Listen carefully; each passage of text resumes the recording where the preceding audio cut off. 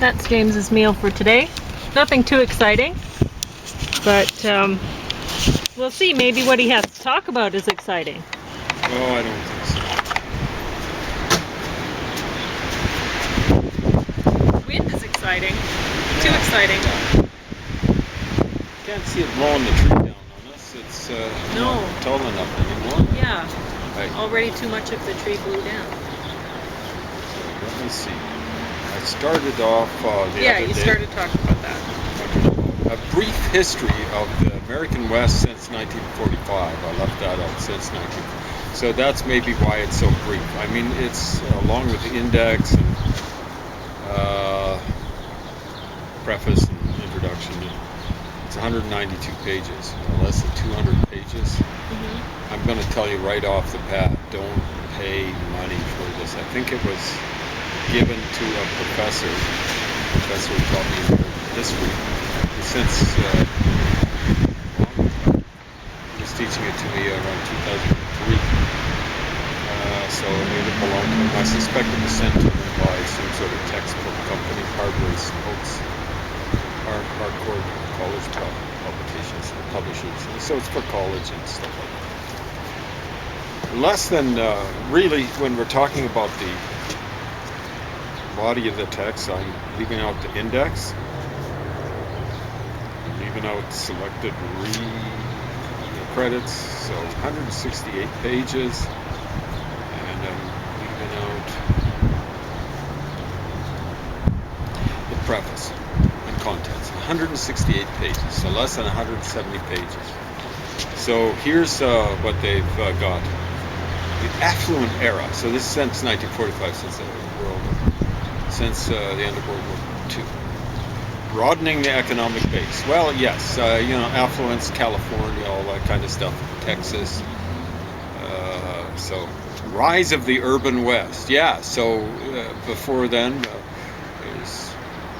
some of the West would have agriculture. I mean, if you're taking it from, let's say, the Mississippi or something like that, but a lot of it is just like desert, semi-desert, and stuff like that. Urban West. So, it'd be things like California. It's just grew crazy since World War II, the end of World War II, even during World War II. And places like Phoenix, places that shouldn't be nearly as big as they are, I suspect they're tapping into groundwater that won't last. Las Vegas especially, I think it's over 1 million people. It's not sustainable to have 100,000 people there, I think. When I was a kid, that might have been its population. Old guy, but not that old. Cold War in the West. So, places like Los Angeles, it's important for the aerospace industry or I should say, the flying industry during World War II, but later on as well. When we're talking Cold War in the West, we're talking about Houston, stuff like that. That was, we have a problem, Houston. That was where NASA controlled the missions from, and stuff like that. I think there's a place around Houston, maybe east of it, called Johnson City. Do they want to? It's called Space City. I'm not sure, but I think Johnson City might be NASA's working out of. Politics in the Western environment. So I don't have any problem with what's happening. So we've gone through about a third of the book. So we're up to around page 52. Then all of a sudden, African Americans and Hispanics. Okay, the African Americans, their history. So United States, and then move up to Chicago for employment, Chicago, some to New York, but Chicago, Detroit, some moved out west, but it's not the same sort of thing. So this is a whole chapter. So this is part 2. It starts the Civil Rights era, 1960 to 1980. Well, Hispanics, though. Hispanics were there originally, although there weren't that many. It was basically natives, so when the Americans took over this stuff, part of the Spanish, what had been the Spanish Empire and stuff like that, it was Mexico. I don't think it's called Mexico, but it shouldn't be called that. And Hispanics there. So they took over the responsibility that the Spaniards had been fulfilling for the Navajo, the Hopi, Zuni, the Apaches, the Apaches, and the Utes, Paiutes, so on and so forth. So that's chapter 5, and that's roughly 20 pages. Okay, African American and Hispanics. Should have dealt with the Hispanic stuff more. Hispanics have been moving in, but despite what they say, they really don't have a native claim to the native stuff. So here's Native Americans, chapter 6. This is an important chapter, right? I have no problem with it. It's rather lengthy given the native population in this area. Like in Alberta here, 6% of the population, it's not the United States, but it'd be somewhat similar perhaps. 6% of the population is indigenous, or as they call it, native. So this is not 6% of the book. It's considerably more.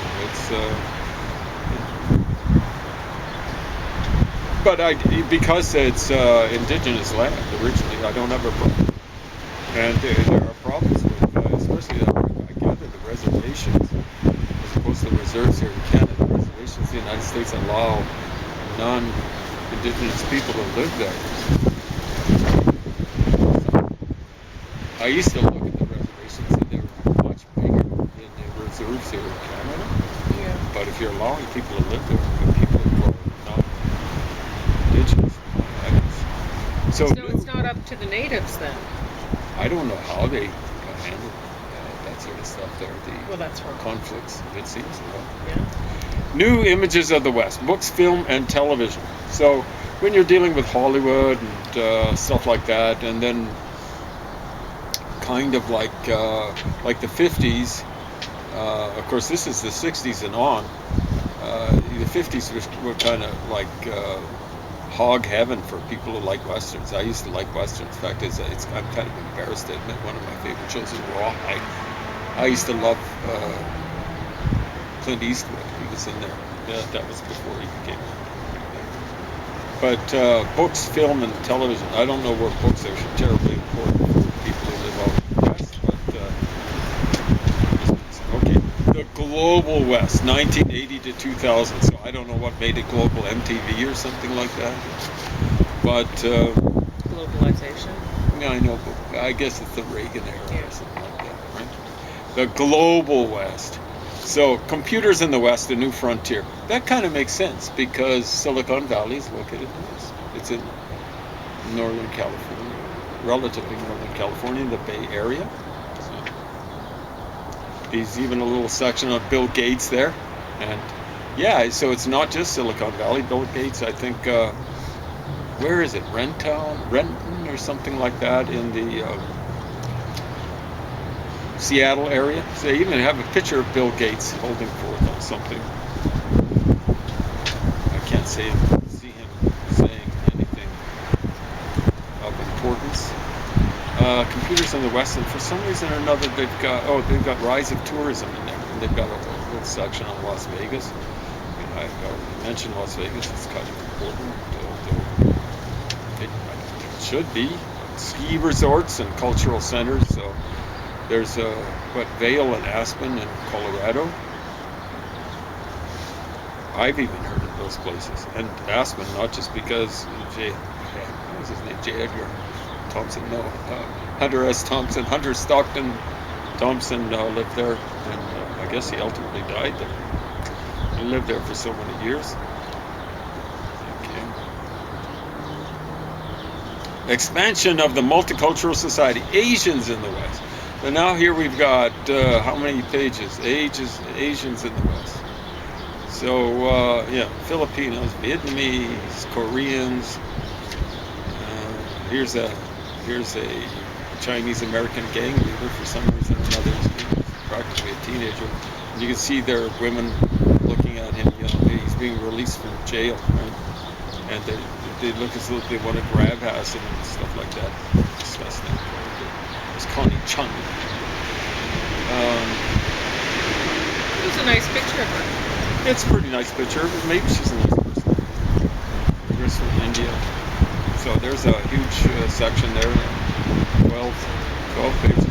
Political issues and a shrinking natural environment. Well, that's an important that's one. very, That should be plunked right beside Las Vegas.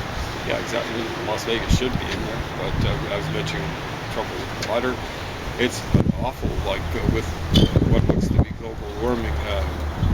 California, Southern California, it's a horrible place. Maybe all of it, but you know, like you look at a map of the Los Angeles area, and you see reservoir after reservoir after reservoir. They have to do that to supply Los Angeles. Water.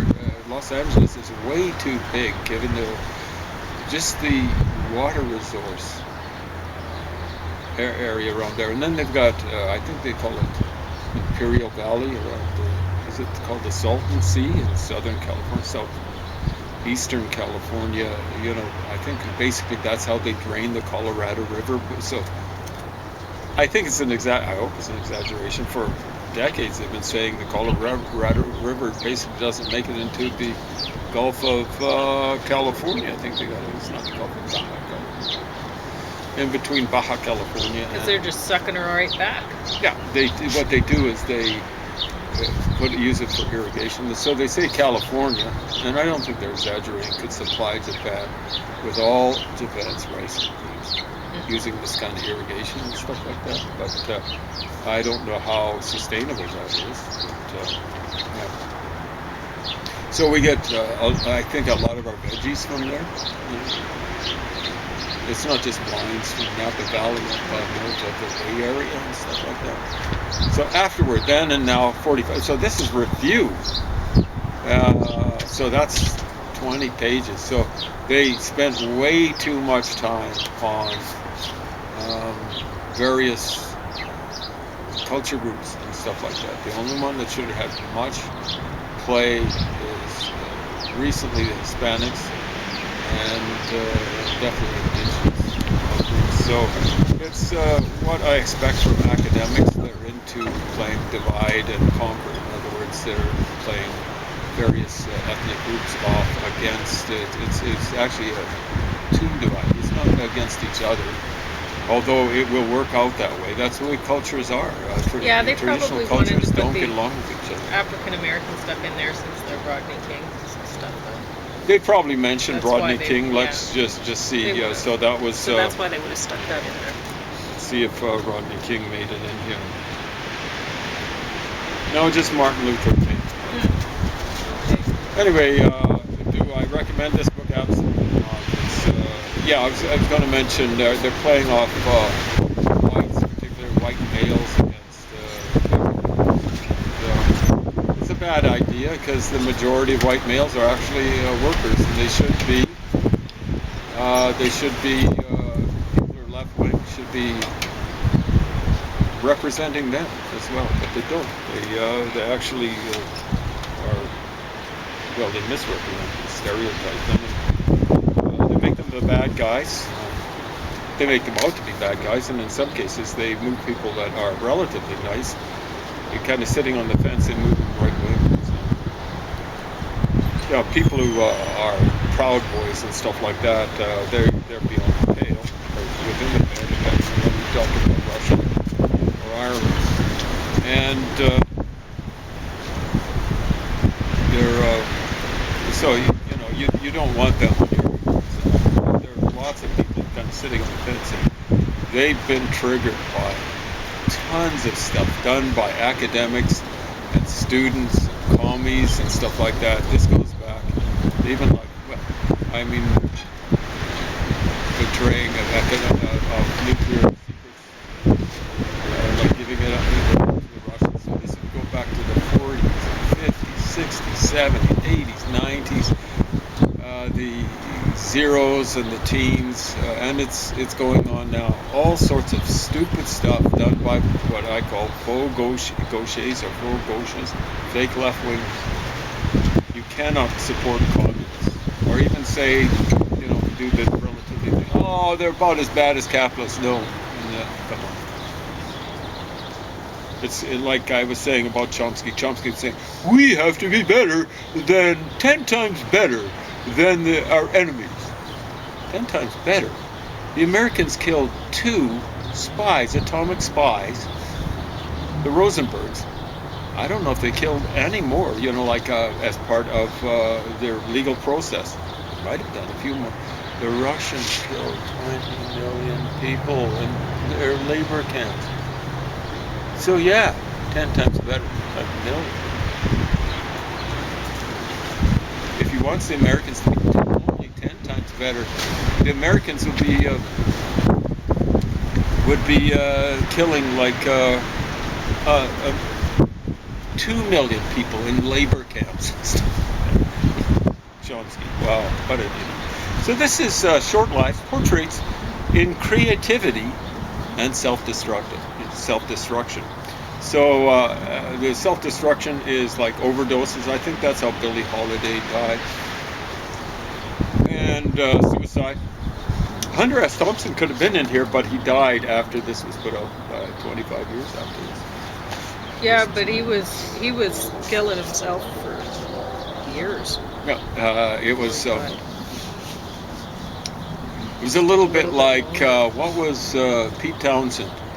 He wasn't making fun of Brian Jones. He was commiserating. So after Brian Jones died, they asked him for a reaction. He said, "Poor Brian. He died a little every day." So he got hooked on drugs. Lord only knows how he died. Some people say he was murdered in this way, by some people who were doing some work on his house. But that's how he died. So there's Antonin Artaud, kind of like a guy who's into theater, film. Lenny Bruce, the stand-up comedian. Thomas Chatterton, who was a poet. Montgomery Clift, actor, film, stuff like that. Hart Crane, a poet. Stephen Crane, no relation, I don't think. He wrote prose, the Red Badge of Courage. Hart Crane's more recent poet. At least he tried to use some Brian.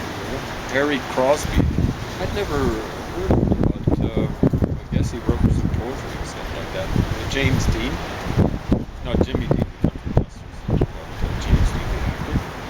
Sergei, they have Essenen, but I think you're supposed to say Yesenin, Russian poet, died in 1925.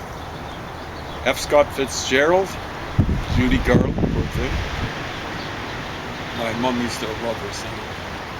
Billie Holiday, Janis Joplin, another singer. Jack Kerouac, prose writer, On the Road, various other kind of beatnik things. Ross Lockridge, I can't remember. I finished this most of it. Jack London, the prose writer. Malcolm Lowry, prose writer. There's more. Vladimir Mayakovsky, crazy poet. Right. Well, I am pretty sure he's bipolar.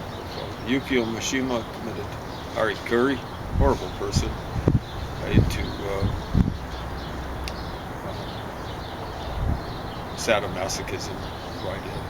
Into Japanese militarism. He wrote prose of some description or another.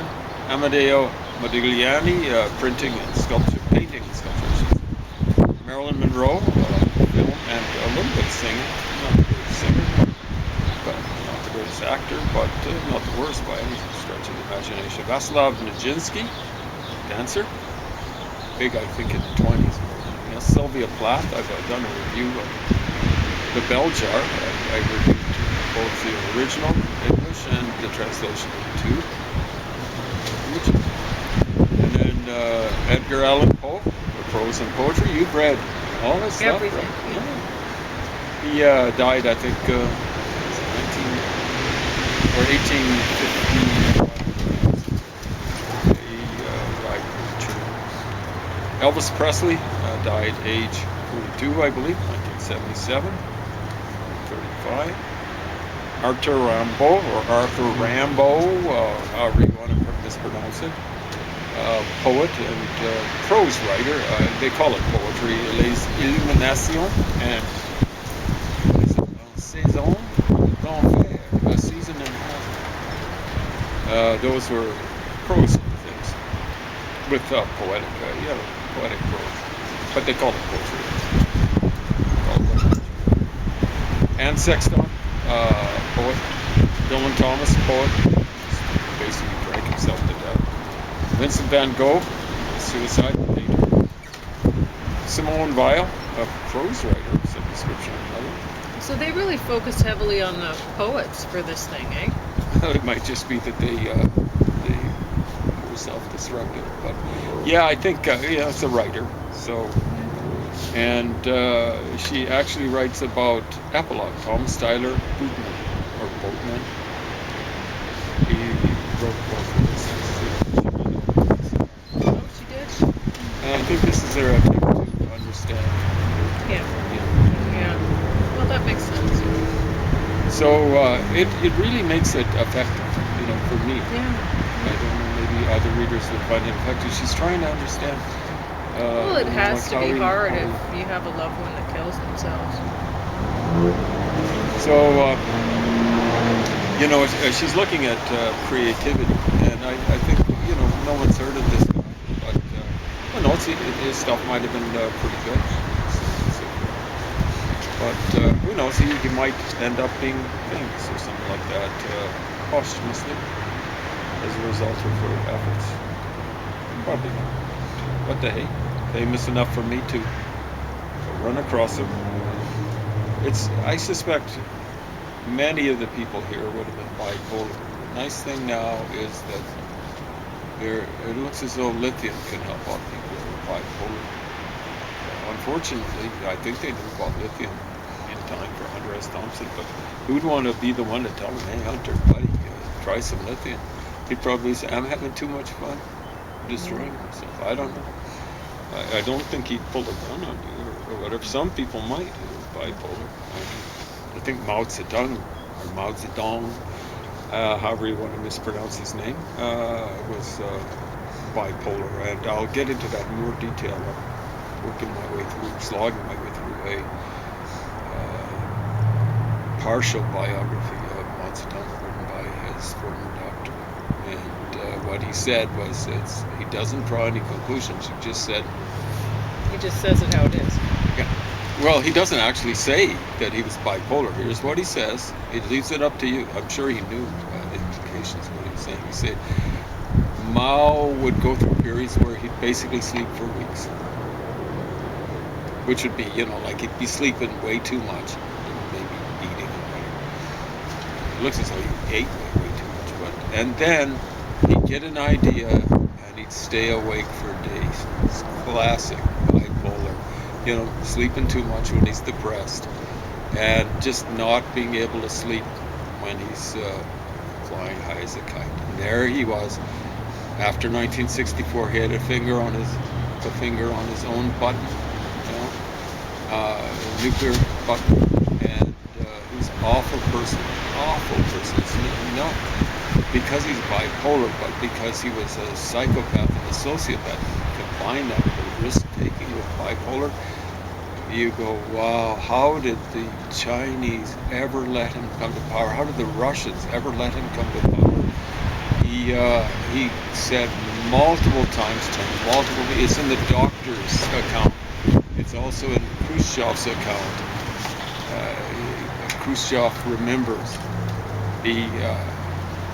I thought maybe he'd been making it up, but no, it was apparently a repeated sound bite with Mao Zedong. What he said to Khrushchev is, this is before I suspect he had the atomic bomb.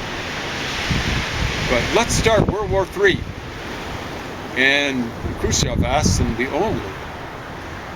the response you can have, which is a rhetorical question, are you crazy? And the answer is, of course, yes. But Mao Zedong says, no, we'll win.